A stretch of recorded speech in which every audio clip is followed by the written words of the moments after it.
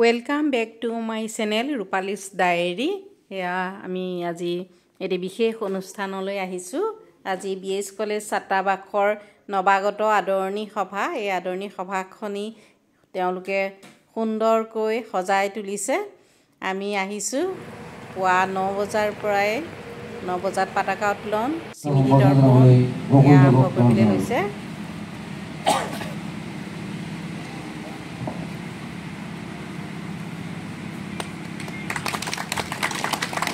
সাৰা পতাকা উত্তোলন কৰিবলৈ জানালো, লগতে গোকুল ৰায়ক সহযোগ কৰিবলৈ জানালো।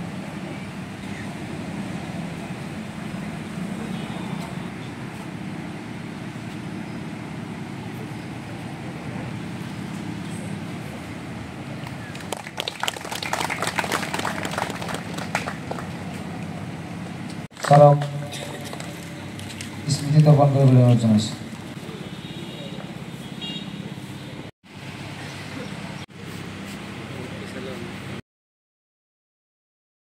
সংখ্যা বিভাগৰ অধ্যাপক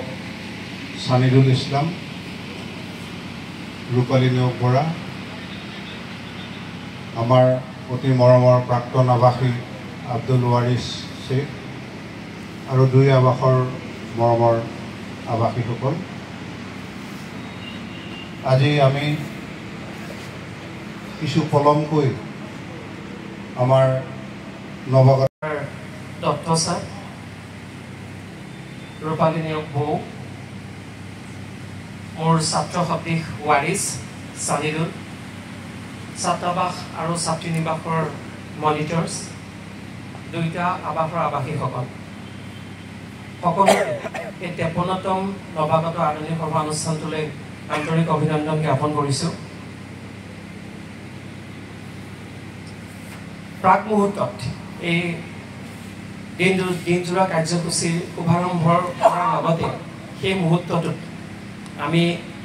সেইসকল ব্যক্তি এনেকুৱাকৈ নিপুণ কৰি তোলে অধ্যয়ন। জুবিনৰ গানবিলাক চাবাচোন, জুবিনৰ গান অকল শুনিবৰ কাৰণে নহয়তো, জুবিনৰ গান পঢ়িবৰ কাৰণে, জুবিনৰ গান এবাৰ মিউজিক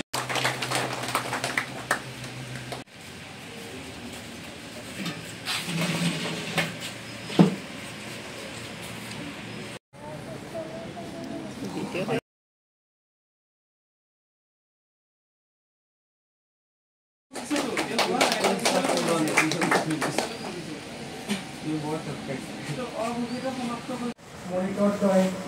আৰু 9খন আৱাসৰে পুৰণি আৱাসীসকল। আচলতে এই দায়িত্বটো ডক্টৰ চুলতান আলী আহমেদ ছাৰ আছিলে। ছাৰে কিবা কাৰণে উপস্থিত হ'ব নোৱাৰিম বা এনেকৈ কৰিব নোৱাৰিম, ভাল কৰি মই ভাল মানুহক দিছে, দিব লগা মানুহকে দিছে দায়িত্বটো।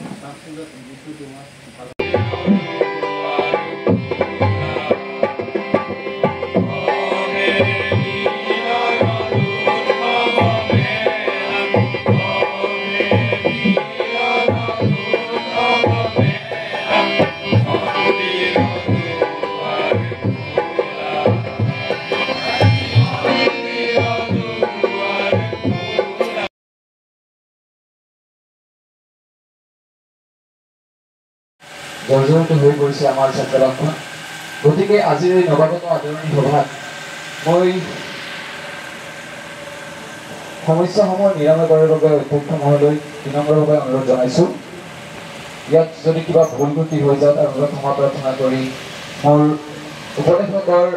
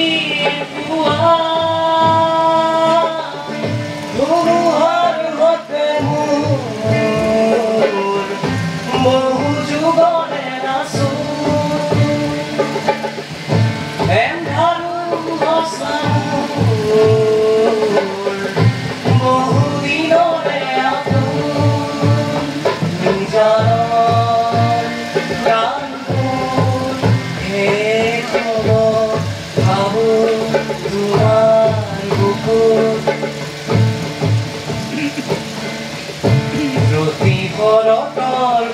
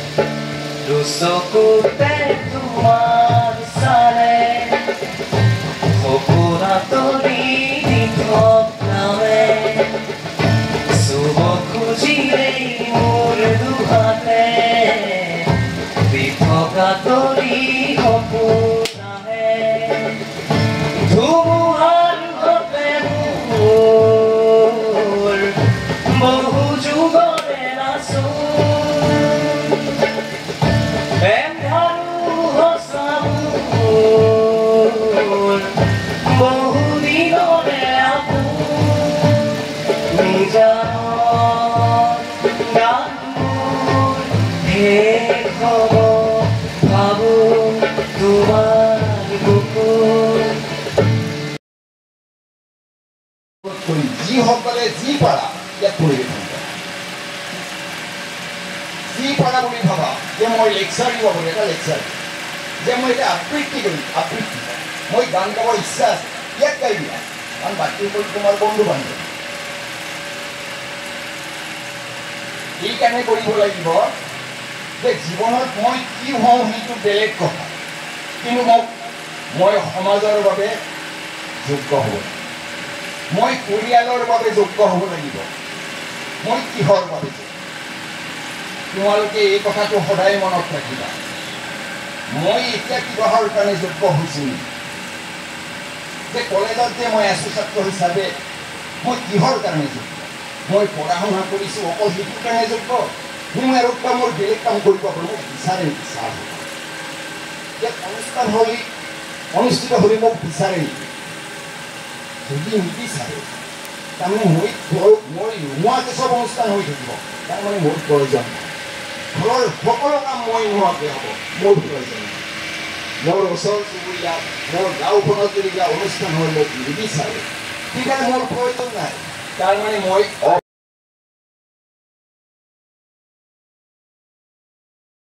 চাকৰি গুচি গ'ল একো কৰিব নোৱাৰি শিলপুখুৰীত এখন চাহপাতৰ দোকান দিছিল ভূপেন হাজৰিকাই চাহপাতৰ দোকানখনো নচলে গতিকে তেনে অৱস্থাত বেংগলে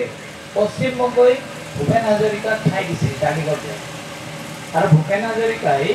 তাতে কি হৈছিল গীত গাবলৈ তাত পইচা নকৰিলে অসমত পইচাও নাপায়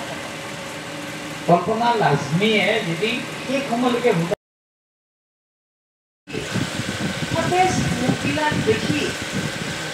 এটা কথাই মনলৈ আহিছে যে তোমালোক হৈছে নতুন প্ৰজন্ম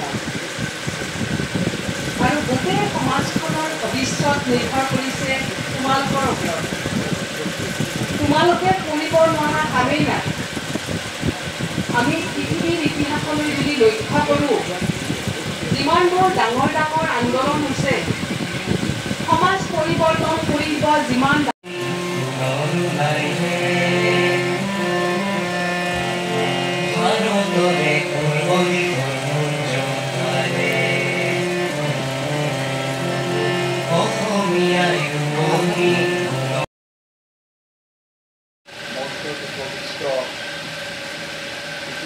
ব্যক্তিগণ আৰু সভাগৃহত উপস্থিত BS college boys and girls হোষ্টেলৰ প্ৰমুখ নপুৰণি ছাত্ৰ ছাত্ৰীসকল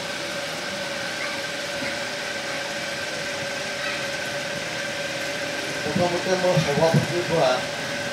এটা কথা জানিব বিচাৰিম যে মই কিমান সময়ত কথা ক'লে উচিত হ'ব হোষ্টেলত ফ্ৰেচাৰ্ছৰ যিটো পৰিৱেশ আমি সেইটো অনুভৱ কৰিছোঁ ছাত্ৰ অৱস্থাত আমাৰ লগৰীয়াবিলাক হোষ্টেলত থাকে গিজ গিজাই থাকে পৰিৱেশ এই জেনেৰেশ্যন আমাৰ শিক্ষাগুৰুসকল যিসকল আছে তেওঁলোকক মই কৈছোঁ কলেজ যদিও সিদ্ধান্ত লৈছে ৰিন'ভেশ্যন কৰাৰ কাৰণে বাট মই নাভাবোঁ এইখন ছাত্ৰ সংসদ ৰিন'ভেশ্যন কৰাৰ মানে কিবা ফল আছে নাই একো নাই বেৰ চেৰ চব ভাঙি গৈছে থাকিব পৰা চিটুৱেশ্যন নাই মই আশা কৰিম তেওঁলোকে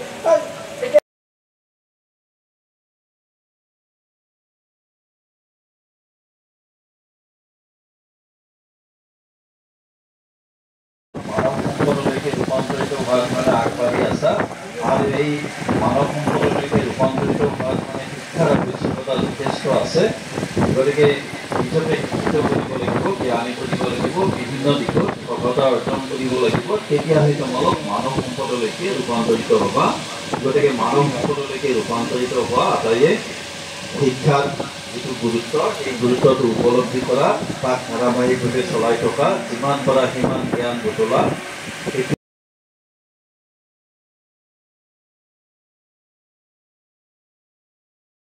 সন্ধিয়ালৈ সাংস্কৃতিক অনুষ্ঠান আৰম্ভ হৈছে এয়া মঞ্চ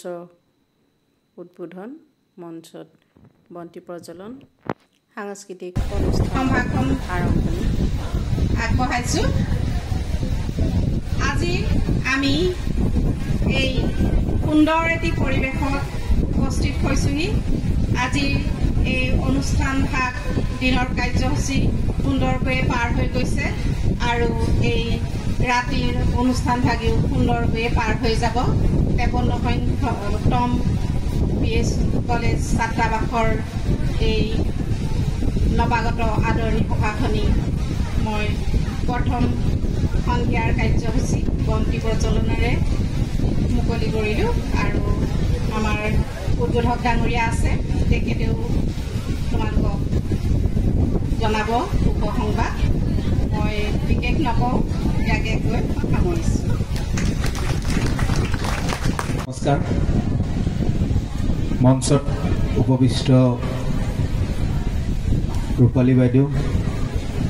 মঞ্চৰ সন্মুখত উপস্থিত থকা আমাৰ শ্ৰদ্ধাৰ বৰা ছাৰ চৈদুল আৰু প্ৰাক্তন BS কলেজ ছাত্ৰ একতা সভাৰ সম্পাদক তথা আমাৰ হোষ্টেলৰ সকলো প্ৰাক্তন আৰু বৰ্তমানৰ আৱাসীসকল গাৰ্লছ হোষ্টেলৰ সকলো নিবাসী সকলোকে মই প্ৰণাম জনাইছোঁ আজিৰ এই মঞ্চ উদ্বোধনী অনুষ্ঠানটোত উপস্থিত থাকিব পাই অইনবাৰৰ দৰে যি বুকুত এটা সুখ বা এটা প্ৰশান্তি লৈ আহোঁ কোনো কাৰণতেই বৰ্তমানৰ সময়খিনিত এই ফূৰ্তি বা তামোচাটো সঁচাকৈ নোহোৱা হৈ গৈছে সেইটো মই পুনতে স্বীকাৰ কৰিছোঁ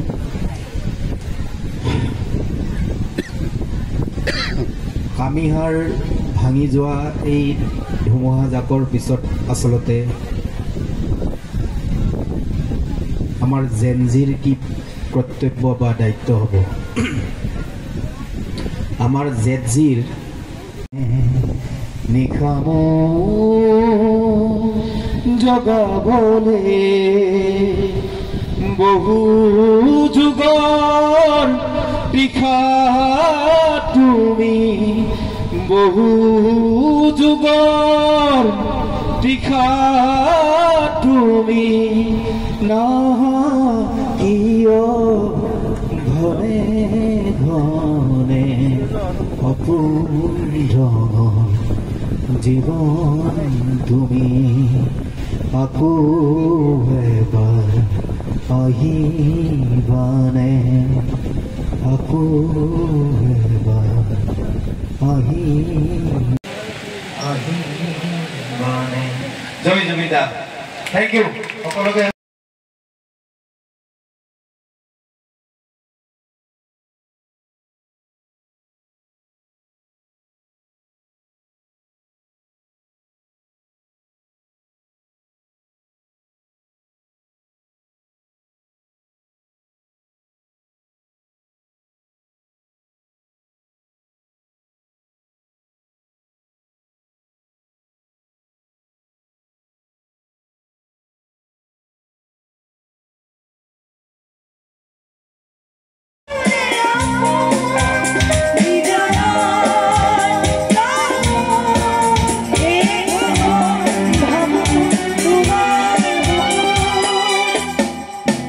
মায়াবী